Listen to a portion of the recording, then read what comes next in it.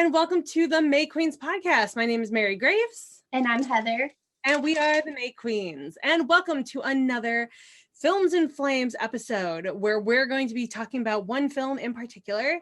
And today's episode is my pick, and I decided to go a little bit different with the pick. This time, we're doing a mini series because Heather, when was the last time there was a really great miniseries on regular network television? I feel like it's been a while. I honestly can't tell you. I can't remember one. The last one I was excited for was the Rosemary's Baby, and it was okay. That was like probably 8 or 10 years or more ago. I don't know. See, I missed that too. I forgot that they were redoing Rosemary's Baby, but they didn't make it a movie. They made it a mini series, right? They split it up to a few days. I think it was 2. It might have been 3. Right.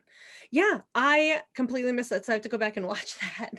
But I know The Stand, I guess, on CBS All Access, which I'm not watching yet, but I want to, is another mini series. Although they could turn it into a series, I don't know what they're doing anymore. I feel like every time they have a mini series, they try to turn it into a valuable regular series. And so you don't get that like final end of a story type thing like you get with what we're talking about today, which is going to be Stephen King's Rose Red. And I know Stephen King was like huge in doing miniseries. He had the Tommyknockers, he had Storm of the Century, and Rose Red, and that's all I can really think of right now. But I know that miniseries growing up, a lot of them were Stephen King, and a lot of them were great. Oh, they redid The Shining. That was a miniseries.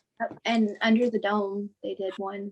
Well, Under the Dome turned into a series. That was like 2 or 3 seasons, but I only saw the first season and I have to go back and watch it. But yeah, that one, I don't even know if they ended that too, because I haven't seen the last season, but people were really upset about it come season 2. So I don't know. That's another one I need to revisit because I really like the story where it was at the time.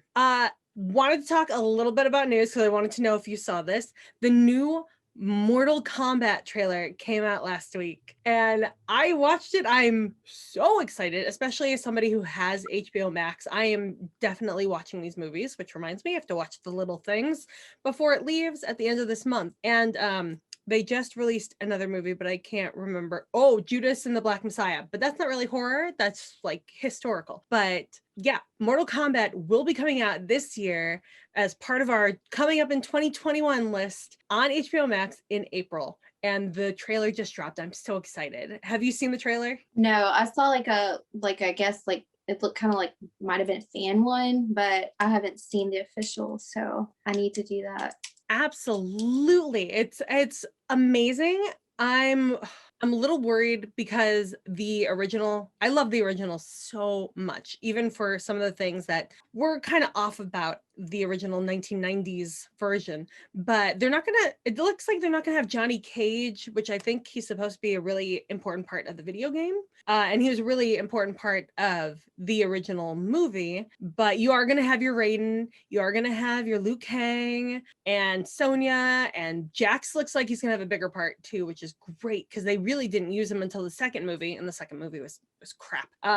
I will go to the mat against anyone who loves Mortal Kombat Annihilation and fight them on that. But it looks like they might have a good blend of computer graphics versus practical effects, I think. I'm afraid they're going to lean too far into the computer graphics, and you're going to lose some of the character development, but I'm still excited. I cannot wait to watch this movie. I can't believe they're having Sonya without Johnny Cage, though. That's like weird.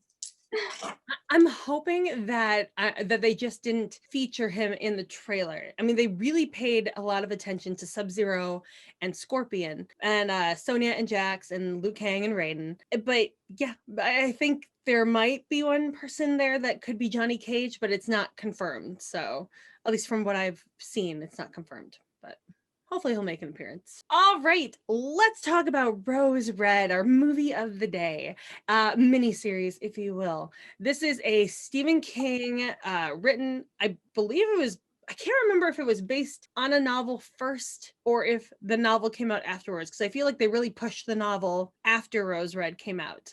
But usually Stephen King miniseries are based on the books first. So I assumed there was a book first. But, sometimes they'll take movies and they'll make book adaptations for people who rather read instead of watch the movie.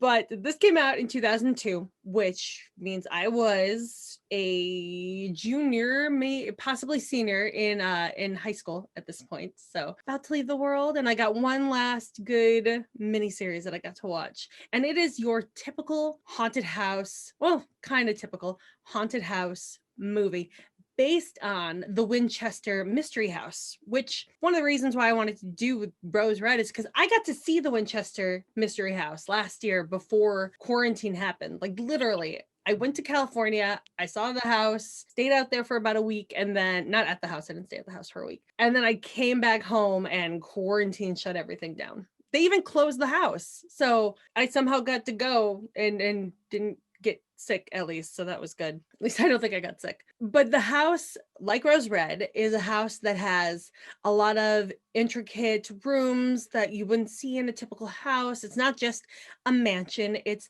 a house that seems like it's ever changing. And the added element to at least Rose Red, I don't know a ton about the history of the Winchester Mystery House. I don't think there were a lot of murders associated with that house, but with Rose Red, there is a ton of history of people being murdered, and you get to see that history being played out in this miniseries. They really take a lot of time to dive into the historical aspects of this house and how it got made, and that's one of the things I truly love about this story. What's your overall thoughts about it? I thought it was great. It was really interesting. I don't think I've ever seen it until now. I really liked how the house like fed off of all their power and like all their energy from the psychics and everything, and it ruined their powers. It was really neat to like see how that played out. Well, And basically the then house was feeding off of them. yeah, it was fueling it. It was just like crazy. I love the fact that, and they're pretty upfront about this fact, is that Rose Red is basically a Moby Dick tale. They even, as part of one of the lines, they call Rose Red the white whale of Professor Reardon, played by Nancy Travis, who you might know from, I think, Still Standing, that Tim Allen show where he's got three girls instead of three boys, like Home Improvement.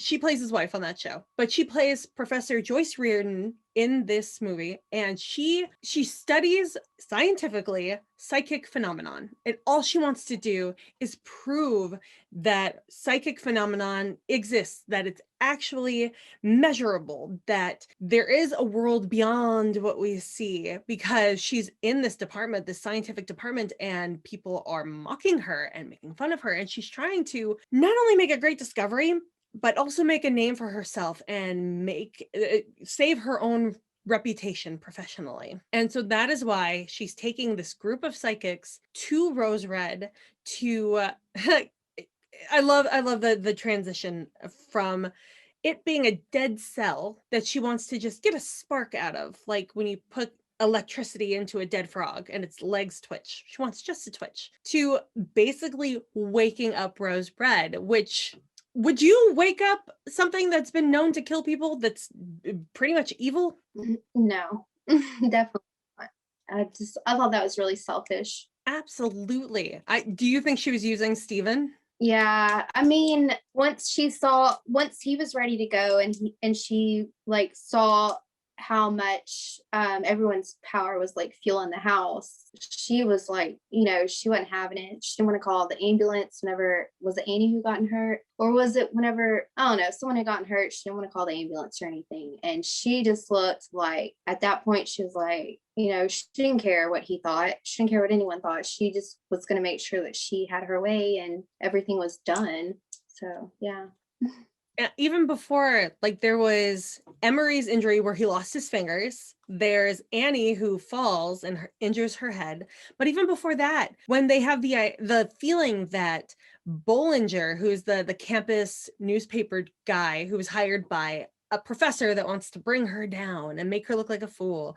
When they figure out that Bollinger has at least visited the house and is probably still somewhere in the house, they don't even want to call the cops for him trespassing. And I know she's trying to, well, okay, starting a little bit from the beginning, we know that Professor Reardon at her campus, because of Professor Miller, who was played by David Dukes, no relation to the KKK, Dukes, not David Duke, that he called a meeting together with some of the other teachers and board members at the college, and they revoked Professor Reardon's tenure. I'm gonna call her Joyce. Joyce Reardon is her full name. They revoke her tenure, so she's even more desperate by the time we actually get to Rose Red to have this revelation, to have this psychic phenomenon being completely visible and measurable. So when she gets to Rose Red,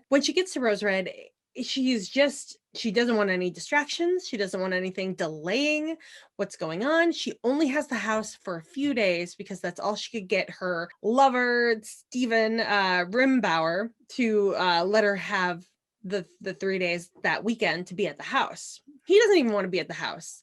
He remembers that the house eats his family, basically, and he's trying to get away, but figures just a few days, not gonna hurt him at all. So what do you think about Joyce's dilemma? Do you think this at all justifies what she does in this movie? I could see from her perspective wanting to push it even further, especially, with them canceling her tenure. That's just really messed up. And, like, she wasn't even present for the meeting. Like, aren't they supposed to like have her present at a meeting like that? That's just bizarre. But I mean, like, I could see how you would get roped into that and, want to prove your point. So, but it was still selfish.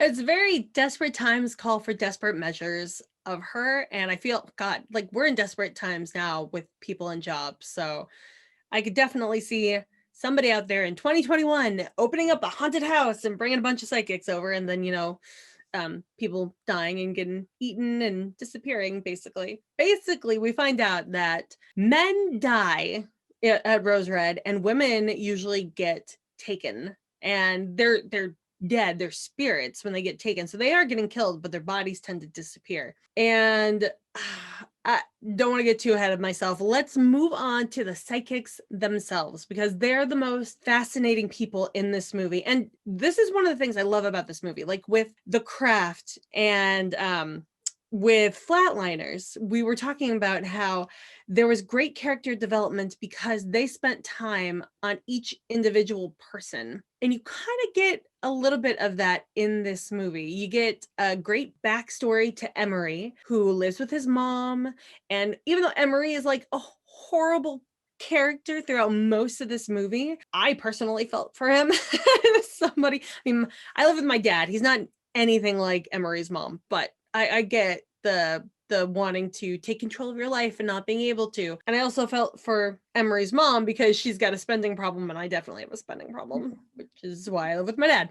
That and I love him, blah, blah, blah. But you get to see his powers played out. You get the opening of Rose Red altogether is about Annie and Rachel, who you sometimes call sister throughout the movie, because her identity is so tied to Annie that it's not until she meets Nick, played by Julian Sands, that anybody really calls her Rachel. And she gets to start having her own identity. She starts standing up for herself as well as for Annie, and standing up against her parents who want to hide Annie, who's the most psychic out of everybody in the group. And she wants to do what's best for her sister so that maybe when random things happen, like she gets bit by a dog, she's not showering boulders onto houses, because she'll have a life. She'll have a better understanding of the world, even though she's autistic and it's harder for her to understand the world. It's probably one of the things that's not quite right about Rose Red. I'm pretty sure that Kimberly Brown, who plays Annie, is not actually autistic. And now we see more autistic actors playing those roles. I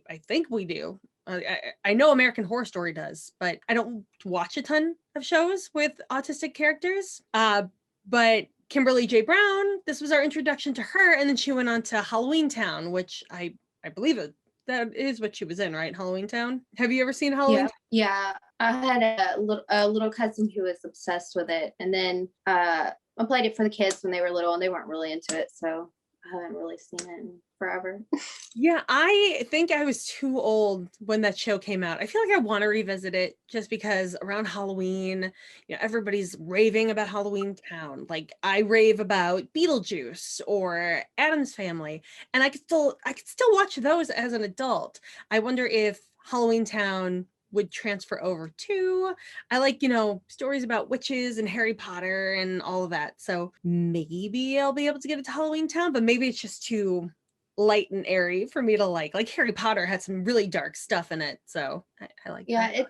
it's pretty like, I don't know if I'd say it's like it reminds me of like a Disney show. It kind of also reminds me of something like Mary Kate and Ashley Olsen would have done. Like that's just my Okay, that's another one I haven't watched since I was a kid. Double Double Toil and Trouble, I think. Mhm. Yeah, that was a Mary Kate and Ashley movie. I watched that a few times as a kid, but I never revisited it. Yeah, I could see that. It's very like Hallmark movie, light and airy, not much to an actual plot that you'd care about, but kids might like it type of thing. So I don't know. I might try to watch it, but I don't know if I'll be able to get through it. But that was what Kimberly Brown was on before, or Rose Red was what she was on before she went on to Halloween Town. So there's a little bit of a progression of her career there. I'm not even sure what she's doing now, but I know I liked her in this movie. She played Secretly Magic very well. And, she doesn't have a lot of lines. She does a lot of not voice acting. She does a lot of face acting in this movie. And I can really appreciate from that perspective what she brings to the table, especially between her and Julian Sands's Nick. And can we talk about Nick? Can we talk about Julian Sands for a second? Because I absolutely love him. Have you seen the Warlock movies? Mhm. I've seen the first one. I've probably seen one of the sequels, but I wouldn't even know. I saw the first one and the second one. I love the second one too. I have to rewatch that. It's been a while, but I've seen both of those. I did Terror Tuesdays for the first one, and there's a third one, which I didn't know there was one until I heard Julian Sands talk on, oh God, I think it might have been the Shockwaves podcast about a year ago when I first started realizing that there were horror movie podcasts. I think it's the Shockwaves podcast. It's the one that's Blumhouse and Shockwave. Yeah.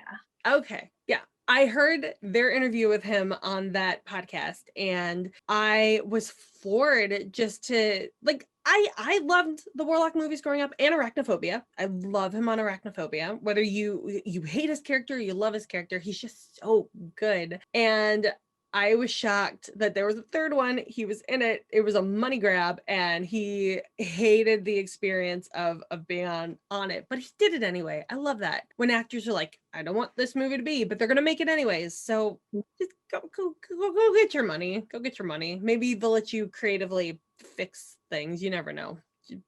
Mhm. Stand up for yourself. But he's in this movie too. And he I think would be like there would be a top 3 strongest psychic characters in this movie. And I feel like it would be Annie at the top, followed by, but maybe tied between Emery and Nick. And they're just, I don't understand why Joyce needed to work so hard to get Annie, although I'm glad she did because it was good for Annie and for Rachel to get out of the parents' house. When Nick and Emery seem so strong, Emery can even make the ghosts go away, the visions go away with just a and some mental doings. But I feel like Nick's character just knows more. He can see more than Emery does. Emery sees the past and Nick sees everything else. Then we got, well, there's a couple other psychics that join. We've got oh, what is her name? Sorry, I gotta look it up. We have Pam, played by Emily Deschanel, who I love the term that they use, which is a touch go, where she can touch things and just know things that happened. And you've got Kathy, who is the automatic writer, which I love that we get to see that later on.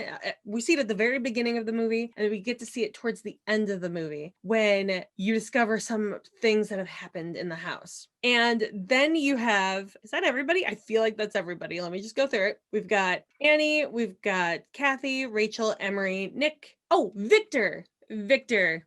How did I forget Victor? Victor's the one who's taking the pills. And I don't know if we really get to see a lot about his power, do we? I don't remember what his power was. I think when they had the bar scene where you got to see them all kind of getting along with each other, except I think Emery wasn't there because he was with his mom. When they were all talking about what they could do. Oh, no, that's right. Before he went to the bathroom, he predicted that there would be a man and a woman in blue, and a man with Russian hands and Roman fingers. And then a couple with a guy groping the girl's butt walks right by them. So he does have like a psychic ability to see things that are coming, I guess, soon. We don't really get to see his power play out that much, but we do see like a psychic, like it's gonna happen any second now type of ability. And then he goes to the bathroom and he takes a pill, and you know that there's something wrong with him, probably a heart condition, and later on confirmed it's definitely a heart condition.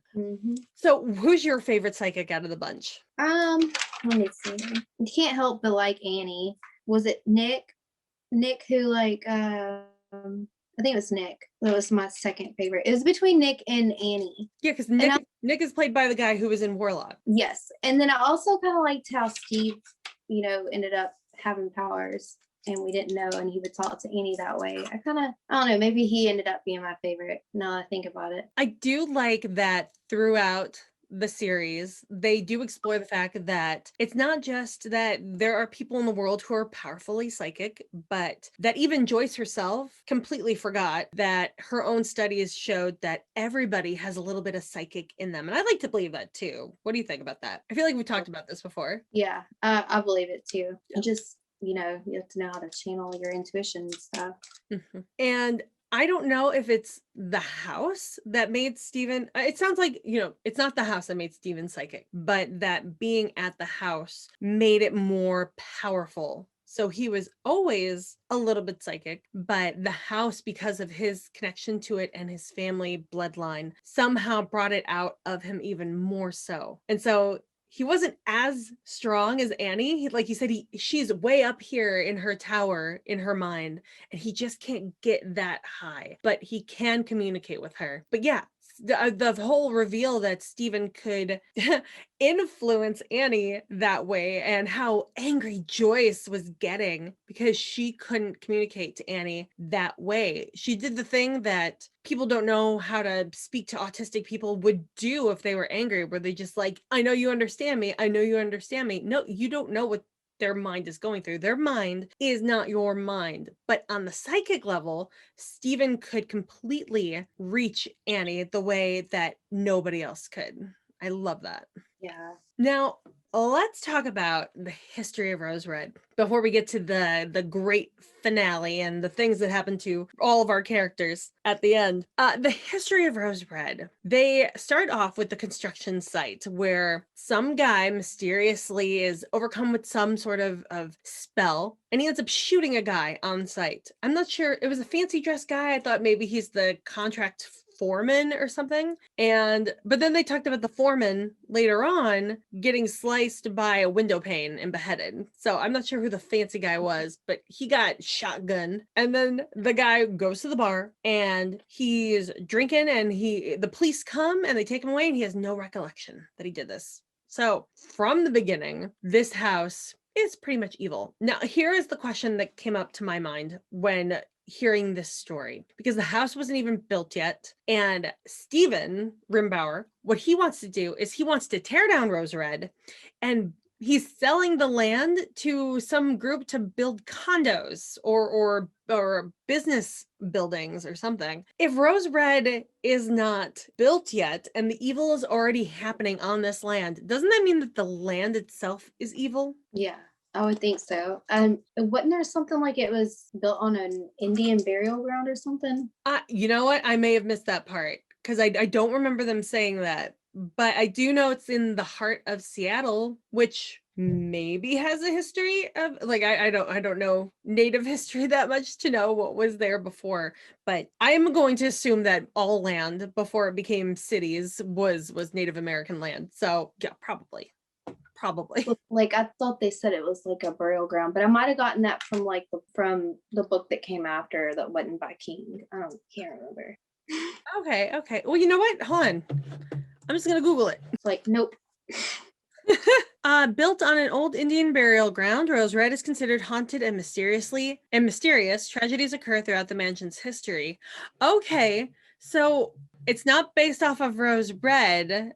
It's based off of The Diary of Ellen Rimbauer, which was a prequel movie that came out, and I think that was actually a book too. But Ellen Rimbauer was the wife of the man who had Rose Red built. Was 20 years younger than her husband to begin with, and might be the reason why Rose Red acts the way it does. Where see, I wonder. Now, I debate whether or not Rose Red had the influence on her or she had an influence on Rose Red, because she went off to Africa and she got a disease, and she would say mysterious things like this disease is carried by men but suffered by women. And then her husband was a philanderer. He went off with a bunch of women and had all these affairs and stuff that she knew about. I remember in The Diary of Ellen Rimbauer in the movie, you actually get to see, oh no, wait, no, this was in Rose Red.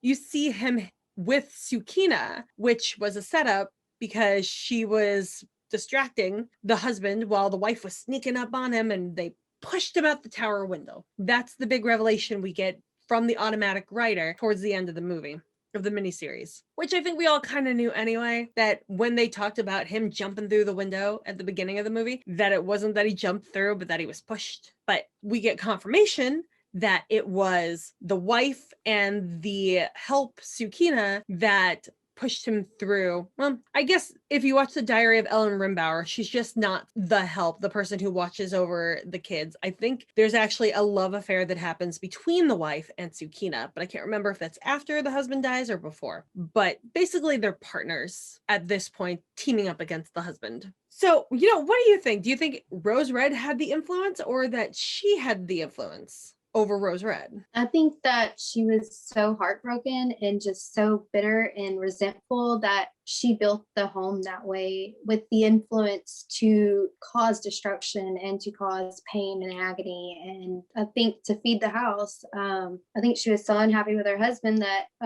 she just wanted to punish. Well, basically, because the house treats men differently than the way it treats women, it's almost as if it kills the men because it's like, I don't want to deal with men anymore. I want to get the men out of here. But it saves the souls and feeds off of the female energy that enters the house. So we know that Rose Red was already killing people from before it was even really built, and just confirmed that it was built on an ancient Indian burial ground or Native American burial ground. And that, however, is not confirmed until Diary of Ellen Rimbauer. And so it's like, we already know there's an evil, I don't even want to say evil. I'm going to say vengeful. It's a vengeful presence. So maybe it's more like Rose Red found an equal in Ellen Rimbauer and took advantage of that to take its vengeance on a whole nother level. Like, it's taking vengeance on the women by making them not be able to leave and their souls are stuck while it's feeding off of them. But in a way, it's saving them from the men in their lives by killing them off if they enter the house. Yeah. So it was like kismet that the person that owned the house also had the same kind of agenda that the house had, because she was already angry at her husband when she was in Africa while the house was being built. So I don't know if the house's influence would span an entire continent into another continent to have that kind of an influence. Maybe it did. Maybe just knowing they were going to be living there, it was already searching out their energies.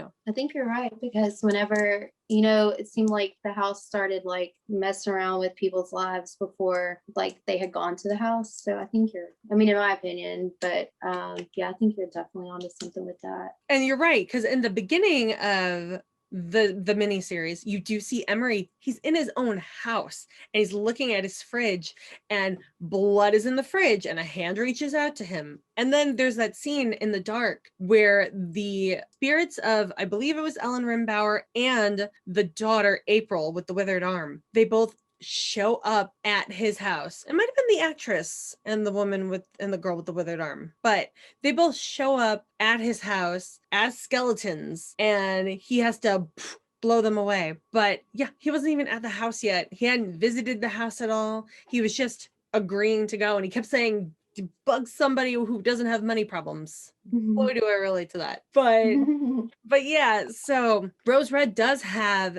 an influence beyond the actual house itself. It even through phone calls, you get the call that Stephen makes to Professor Miller to say, "Hey, your student we know is here, and we're gonna find him and call the cops, and we're gonna tell the board and stuff." But on his end, he hears a message that says, "Hey, the student that you sent here to report on us killed himself and wrote your name in blood on the walls."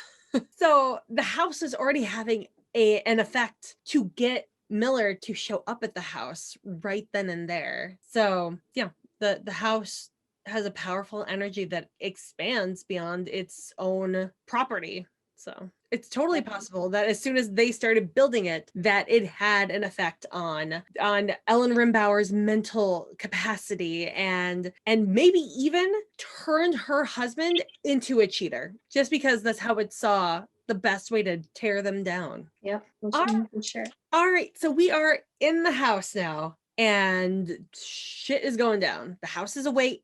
We get a great little cameo from Stephen King, and he's the pizza guy, which I love. I love the build up to this scene because I don't know, they're just chatting in a room, listening to music. Annie gets the record player to work with her magic mojo, and they hear the doorbell ring or the door knocks or something, and nobody has any idea who's showing up but Joyce. Joyce is all like, "Oh, I know who this is. It's a surprise." And she walks all haughty to the door while everybody's following her, all scared behind her. They open the door and it's Stephen King with a bunch of pizzas.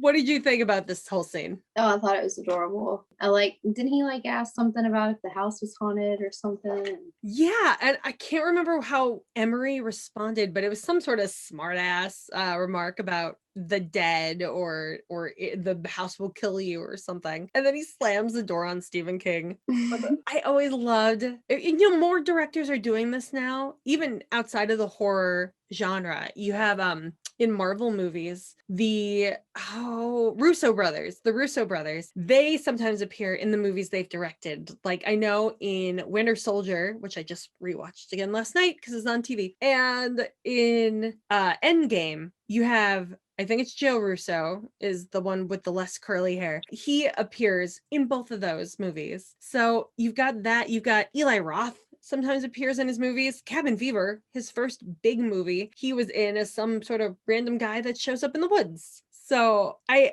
always felt like if I make movies, I'm gonna do that. I'm just gonna show up somewhere in the movie. Yeah, Eli Roth, and then he actually had a cameo in 2001 Maniacs, the later one that With Robert Englund?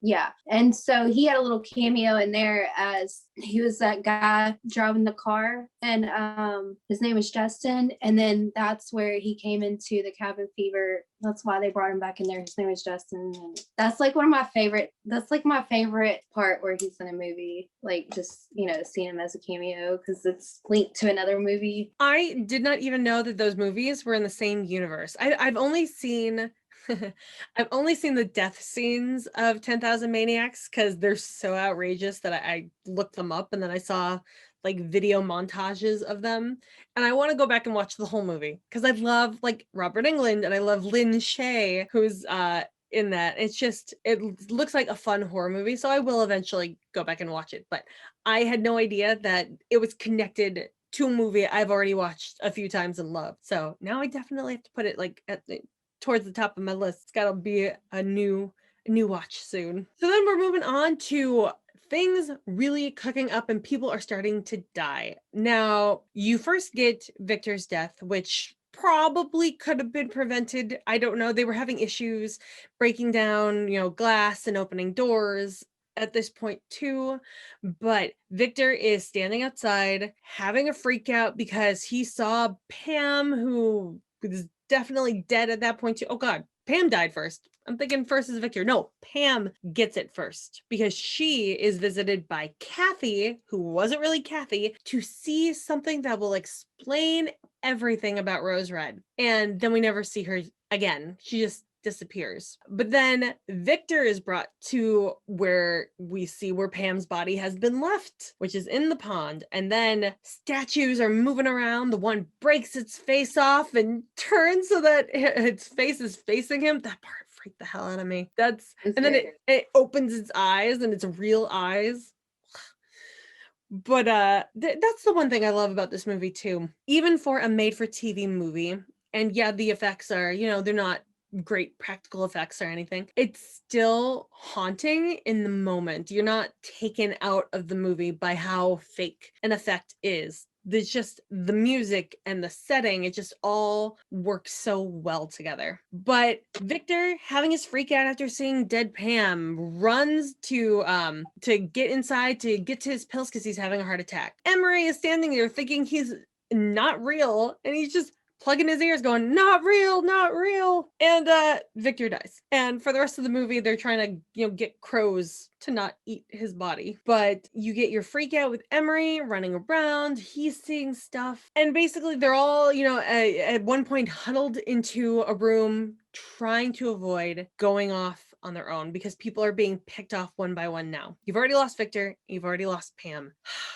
This part makes me angry. Kathy, because they figured out that Annie falls off of the couch and hits her head trying to touch the dollhouse of Rose Red. And when she's knocked out, all the doors open and all the windows are breakable now. And they find out that Rose Red is using Annie specifically to get things done. And that if they knock her out again, or what Emery suggests, which is kill her, that they might be able to escape. And so that upsets Kathy enough that she decides to go off on her own and get some iced tea. But Nick, the wonderful Nick, being the gentleman that he is, goes with her to make sure that she's okay, because nobody should be alone. I know Emery was being a dick and talking about killing a child who's not mentally on the same level as he is, and he's considering killing her. So she gets upset and she wants to get out of the room. Now, if you were in her shoes and you know that Rose Red is eating people, picking them off one by one, would you do that to get out of that room? I should probably say no, but I mean, I probably would, just because it's disgusting how focused he was on wanting to kill her. He just could not shut up about it, and he just didn't care if she hurt him or not. He was just really rude about it. But I'd probably end up roaming on my own and getting lost. To be honest, that's just I've always gone and done things I shouldn't, just because I'm curious. I would be the person who calls out to the killer. Doesn't make sense, but I just would. So yeah, would you?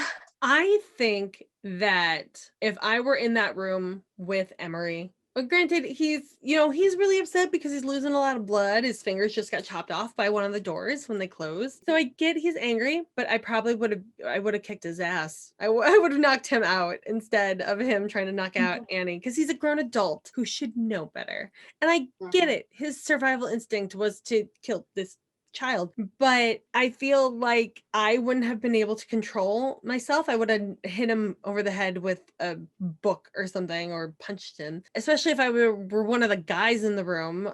Step up, dudes, really. Or Rachel, which Rachel has her own self-confidence issues to begin with, growing up the way she grew up. So I get it, but it is her sister, and every time she'd be like, you're so wicked, that's so mean, I would have been harsher to him. Absolutely. That's just, I grew up in a house with all boys, so we fought things out.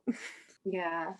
Oh, but because Kathy decides to run off on her own and Nick, who goes to follow her, love Nick so much, they end up, walking around the house themselves, trying to find their way back and getting lost. And there eventually is a monster under the carpet. The rolling carpet, this part freaked me out too. The rolling under the carpet, I felt was such a great effect. And then you see it, the spirit pop out of the carpet, and you get to see its monstrous face as it takes Nick, but we don't get to see Nick taken. Nick just disappears, which makes me wonder. Nick disappears. We know he's dead. We see technically his dead body later, not his body. We see his dead spirit later, so we know he's dead. But he's not treated like Victor, whose body is left to be pecked by crows, or Professor Miller, who shows up, goes nuts. And unfortunately, we don't really get to see Miller's death because the actor who played him, David Dukes, actually passed away while this movie was being made. This is actually a movie that might be a good one for that Shudder series, Cursed Films, because I think there were a few deaths associated with this show too. I'm not sure what he passed away of. I think it was a heart condition he had too, but we don't really get to see his death. But I feel like Nick's death, Nick is one that should have been a regular man's death. We should have seen his body, but he disappears when Kathy opens the door. She doesn't see him. I know that there were hints that Nick was probably a gay character too, and I wonder if that factored into it somehow. But maybe there was something in Nick's sexuality that made him, I don't know, relate more to women, and therefore he was treated more like the women at Rose Red. I don't know. What are your thoughts on that? I feel like because of how he treated the woman too, that he was spared such a tragic death. I guess all the deaths would be considered tragic, but no, it wasn't a hanging or anything like that. Or I feel like there was a lot of hanging going on in that movie. Yes, there was. Like Bollinger's body was found hung in the mirror room, and there's another guy's death that was found there. But yeah, it's not that Nick was more feminine. He was just gay. It doesn't make him more feminine. It's that he was kinder to the women. He had a better relationship going in with the women than, say, Victor, who was clearly hitting on Pam, even though he was way older than Pam, but he asked her to dance. And he was not a womanizer, but he liked the ladies. And Bollinger was just a sleazeball dude. And Miller was, well, both Miller and Bollinger had it out against Joyce, who was a very strong, independent woman. So they were treated like your typical men. But Nick was kinder. Nick was gentler. So his death was very much different from a typical man's death in Rose Red. And I know, maybe Rose Red perceived that, and that's why he got a different death. But Which is the same for Steve. Steve is the relative. Like, if Rose Red had gotten a hold of Steve, he would have had the same kind of death that Ellen Rimbauer had, that Tsukina had, where he would have disappeared and been absorbed. He was asked to take the hammer and help build Rose Red. So it's not like he was going to hang himself like his uncle wearing the chaps got hung. He would have been just like the females of Rose Red. And I can't help but think that the only thing that makes him different from all the other guys, just like Nick, is that he was just kinder to women. He just had, like, his relationship with Annie was there, that he was gentler with her. He was nice. He was very nice to Rachel, especially in the greenhouse scene where he could hear the music through the flower. He was just a different type of guy in that way. And he would have died, but it would have been a different death, like a life after death. Very much like American Horror Story, the very first season, where if you died in the house, you were stuck in the house. Yeah. In Rose Red, the house gets to decide whether or not you get stuck in the house or you just did. So yeah, like the actress never got found either, and her spirit shows up. So it's a very, very unstable house.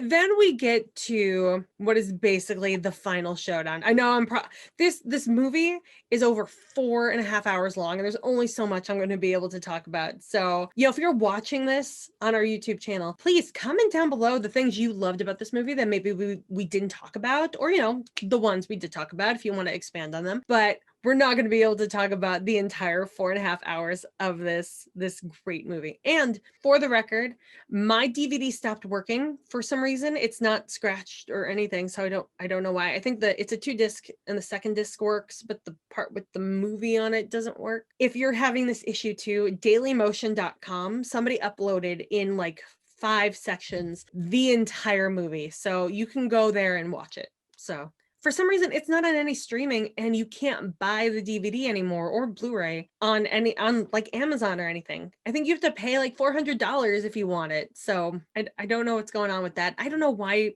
no streaming service, at least in the US, has it. But if I get a VPN and you are from a different country and you know where I could get it, just let me know and I'll get that VPN. And watch it that way. So I streamed on the Daily Motion and it actually did really well. Like I hate streaming movies for that reason, but it was really smooth. And I found a way around that barrier that you just mentioned. I was looking for it also. I just bought it on VHS for like it was like $10 total. So if you want to go that way, that's an option. It might have been a little bit cheaper, but Tomorrow's Red, you can't watch your DVD. Yeah, okay. So yeah, I didn't even think, because after Tremors, my VHS Tremors got eaten. It's like, do I want to buy any more VHSs right now? Yeah. But yeah, that could be another route to go too. As long as they're out there. I'm guessing there's a limited amount of those VHSs that are out there. But if you can find it, get it, because it's getting really hard to find this movie somewhere to get for your collection, for sure. But so we're at pretty much the ending of this movie. We got people getting killed off. We find out about Tsukina and Ellen Rimbauer killing off the husband. And we're at the point where Joyce has snapped that she is very much about using Annie. She's like, do what the house wants you to do. We didn't even talk about the spirit that pops up every once in a while. It's the spirit of April, who sometimes is like a ghost, and sometimes she's just a figure popping out of a closet just to get Annie's attention, which obviously the house is using April because it's a child, and Annie will be able to trust a child more than any adult in her life. So the house is trying to suck Annie in through this kid. And while Rachel's trying to stop him, Kathy flashes a camera to stop the spirit. Even Nick and Steve are getting in on it. Joyce the entire time is like, go to it, Annie.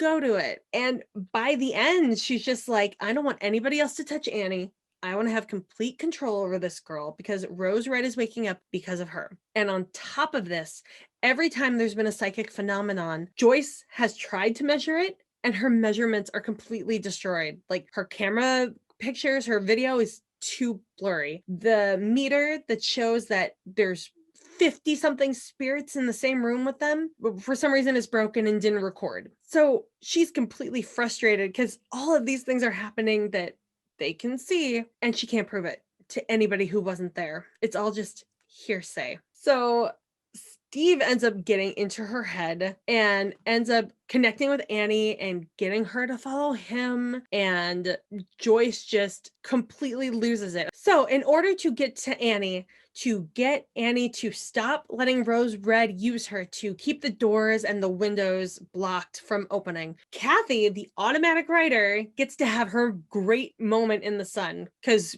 up until now, she was kind of not utilized that much. We get the reveal about the husband's suicide through her, and we get the thing at the beginning, but this is where she really comes into play. She sits down with Annie, and they automatic write together, and that is how they communicate, and she gets Annie to open the doors and unlock the windows so that they can run out. Joyce decides to stay behind because she's psychotic at this point, and we get the great moment where Annie turns around and says, this is a bad house.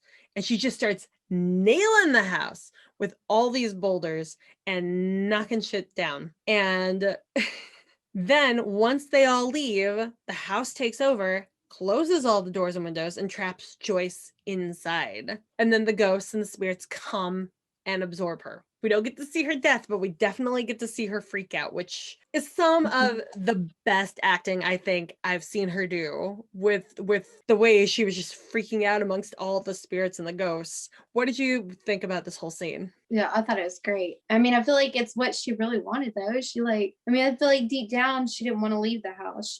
She was so like infatuated with everything about it, that it had kind of like she became I don't know, it just kind of like took over everything and so yeah, I thought it was, I don't know. I just feel like she got what she wanted, whether she said it or not. And I don't really think she had a feeling of wanting to leave after she had started to really lose it. It's almost like when she saw the spirits coming, it snapped her out of the psychosis somehow, and she wanted to leave, but all the doors were closed already. The house had already taken over, and there was no leaving for her. And because everybody is a little bit psychic, the house wasn't just influencing her, it could feed off of her too, in order to absorb her and use her even more. But yeah, it's like she got exactly what she wanted. I mean, her career was basically ruined because of the one professor. And what kind of life was she going to have outside of the house? She already lost Stephen, who she was probably using this entire time, but maybe there was a little bit of love there. There seemed to be a basis for, or a base for a relationship from the beginning of the movie, but then it became clear that Rose Red was way more important to her than any human being in her life. So she lost that. I mean, who knows how much money she has left too. She was paying Annie, well, even I think they all got paid ahead of time. It sounded like they were demanding checks beforehand. But assuming she paid everybody what she said she was going to pay him, she's paying Annie $12,000, Annie and Rachel, and 5,000 at least to Emery. So, like, what kind of money would she, even financially, would she be able to recover if she left Rose Red? It's like the only way out was to stay for her, because her life was already ruined in her mind, in her eyes. If she couldn't get these things recorded and have some sort of proof for this book, or for whatever she was going to do with this proof, like, what would be the point of her going on? Her life's work was completely just done. Yeah.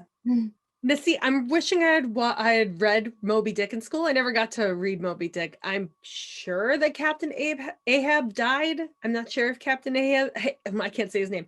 I'm not sure if Captain Ahab actually dies in Moby Dick, but I think he does. I don't know. But if he does, then this is like the perfect, like, haunted house version of Moby Dick. But I don't know.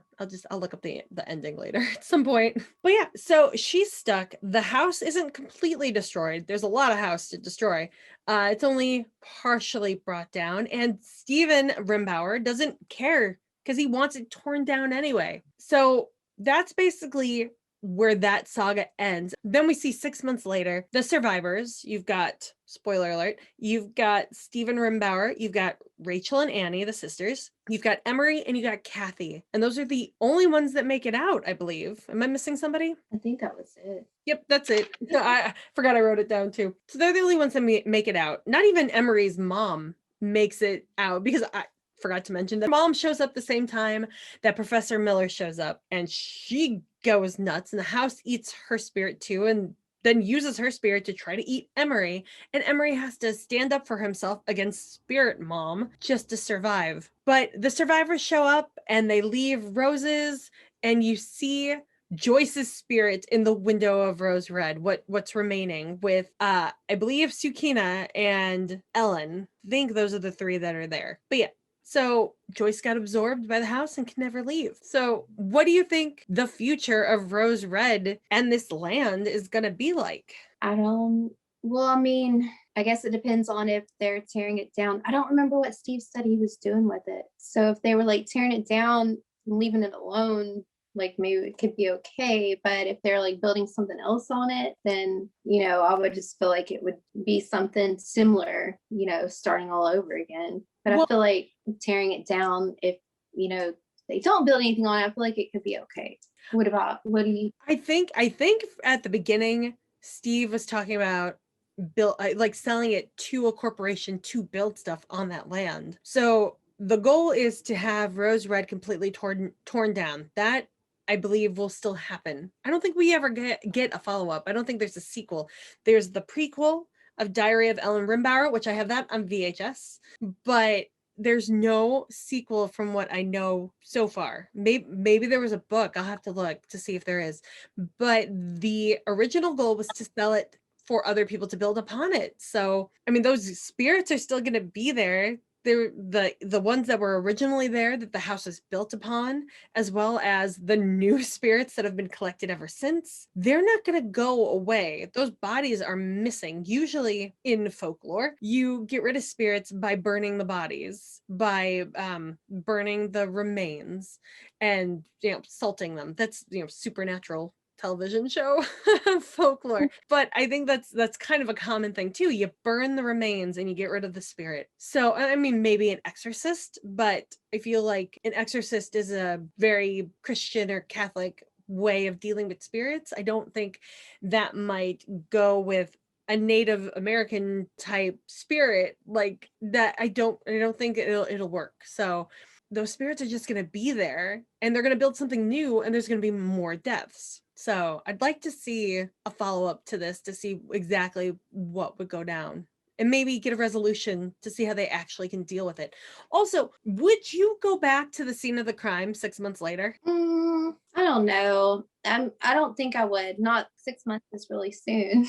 You'd have to be like really confident in going back, you know? They're So, they're not just like standing outside of the gate. They're inside the courtyard. And it didn't take just being inside the house for things to happen. Things were happening while they were standing outside too. So yeah. I don't know. Like Sukina appears uh just randomly sometimes on the grounds. So I don't know. I would stay far, far away from that house, that land after all that. But kudos to them for doing a memorial when they didn't actually need to and putting themselves in harm's way yet again. Final thoughts on the movie? I enjoyed it. I thought it was great. Like I said, I went ahead and ordered it because I like it that much. So I thought it was a good little treat. I love that this was your first time watching it. I didn't know that you hadn't seen it before. If I have, I don't remember. I don't think I've seen it. Yeah. I remember it being a huge deal when it came out. Like I remember seeing the previews and waiting for it to finally come out. And I think we may have recorded it on VHS. I just don't know if I still have that tape anywhere. I'll have to check what I do have. But yeah, I love this. Might be my favorite out of all of the old timey miniseries that I've ever watched. Like Mhm. I do have Tommy Knockers on DVD to watch. I do have Storm of the Century on DVD to watch. There was this great octopus squid miniseries called The Beast or just Beast that horror junkie 103178 reminded me of through one of his post series on Instagram.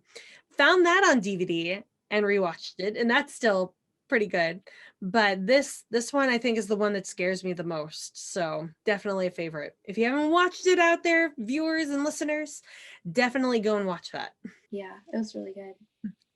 All right. So what do you have coming up this week? I didn't plan anything because I didn't know. I figured if I planned something, something would come up because, there was supposed to be 1 week of winter break and it ended up being 2. So, yeah. So Yeah. Texas winter has to be a lot of fun now, huh? it's already like it's not even cold anymore. Like I could go outside in shorts and be fine. It didn't bother me though. Like, I mean, I don't really like the cold, but it's not that bad. I mean, bad circumstances happen in other places because they weren't prepared, but it's not like the kind of winter that you get in like Colorado or something. But you didn't have that, like you told me that you did have some power outage issues last week, but was it ever out for like an entire day? Not an entire day. Not an entire day. I think the longest it was like 7, maybe 8 hours. It might not have even been that long. I'm just Spitballing? yeah, I'm just trying to think. It seemed like it went out around like in between 4 and 5 a.m. the first time, and then it was back on by 11 the next day or close to that. And then the other time, it didn't feel like it lasted long at all. I would say not even 3 hours. Oh, I don't know. That was kind of me today. We had our power go out today, this morning, so I wasn't even sure we were gonna get to record. But my dad wakes me up to say, "Hey, the power's out." I'm like, I could have figured that out when I wanted to wake up. Don't wake me up to tell me the power's out. But yeah, it went out around that was like 7, I think, and it didn't come on again until 10:30. So I was out for a few hours. But luckily I was asleep for most of that because I went right back to bed after I was woken up. So but yeah, we get that randomly in Cleveland. Like I don't know if it's because of bad weather. Sometimes people will run in will drive into like a transmitter or something. I don't know what they're called. But the power stations, they'll actually accidentally hit one because of bad weather, or a pole will fall because of bad weather, and then we'll not have power for a couple of hours. But it feels like it happens more often than it did when I was a kid, but it doesn't happen like for a week at a time or anything. Except for that one time when some big New York City power plant or New York power plant had an explosion or something, and it took the power out across the country for some people for a week or more. For us, it was like a day and a half. And it was the week I was packing to go to college for the first time. So I remember being like, oh, I guess it's dark. I can't pack anymore. Oh well. Because I didn't want to leave. But yeah, that was the only time we had a really major power outage here. And I remember being out on my front lawn with a blanket, and there was just all these stars that you can't see here during any night, pretty much. It was beautiful. It was really nice. But it was also summer, so it was nice and warm. We didn't have a winter issue, but yeah. So luckily you guys are getting through it, and like you said, it's warm. It's getting warmer here now. Hopefully spring is around the corner. I hope. I am back to Terror Tuesdays. I took a couple weeks off just because I'm trying to do too much, and I think I have an idea of what I'm going to be doing moving forward. Terror Tuesdays is not going to change much yet, but I'm still trying to think of what I want to do to make it better, but like similar but different at the same time is all I can explain it as, because I don't really know what that is yet. And what I'm going to be doing with my YouTube channel, I can't do the 3 videos a week that I want to because it's too much. It's just too much. But I think if I take a step back and I create the things I want to create one at a time, I can at least get to one thing a week. I don't know if I'm going to do movie reviews anymore or like just regular talking things on my YouTube channel. I do that here with you, and I do that on Terror Tuesdays. So I don't need to do that on YouTube. I think I'm just going to use YouTube for my creative projects. Get Cat Coven out for one, get the songs I've written out and produced, and mini music videos for them. And I might be starting a new channel that's dedicated to my health journey because I have a lot of things going on with that. But that'll be not really horror connected. But if you are struggling with your weight like I do, you might want to tune in. So I'll let you guys know when all of these things come out. But right now they're still in the planning stages, but the plans are starting to solidify. So yay. And that's about it. Terror Tuesdays, as of today, when we're recording, is tomorrow, but when this comes out, will have already come out. We are doing the original 1956, I believe, Invasion of the Body Snatchers, which I've never watched before. From now on, for up until like February of 2022, they will all be movies I've never watched before. So very exciting for me. All right. Well, that's it. Thank you for joining us. And if you want to reach out to us, find us on YouTube if you're not watching on YouTube already, The May Queens. And if you are watching this, you could also find us on most podcast places, including Spotify and iTunes. And you can follow us, however you're watching us right now or listening to us, at May Queens Pod on Twitter and Instagram. So go find us. All right, Heather, you have a good one. All right, you too. Talk to you later. Bye.